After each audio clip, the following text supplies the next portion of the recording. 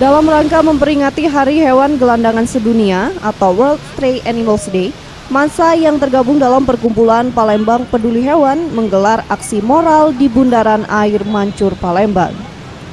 Aksi ini sebagai bentuk himbauan kepada masyarakat untuk ikut menjaga hewan peliharaan seperti kucing dan anjing.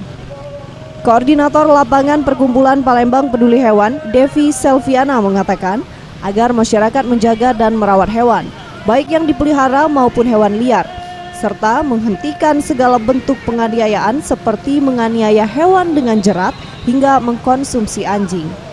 Jadi dianggap mereka bahwa hewan yang terlantar kayak kucing dan anjing itu sudah biasa, sudah untuk apa sih hewan sama anjing untuk ya namanya mereka terlantar, hidupnya di alam kayak gitu kan, cari makan sendiri. Tapi maksud kami gerakan ini untuk masyarakat itu lebih pedulilah sedikit kepada mereka yang setidaknya jangan menyakiti dan memberilah sedikit rezeki kalian untuk mereka.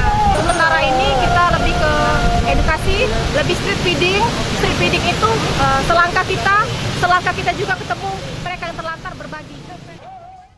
Ditambahkannya, saat ini belum ada undang-undang yang mengatur larangan penganiayaan dan larangan mengkonsumsi hewan peliharaan.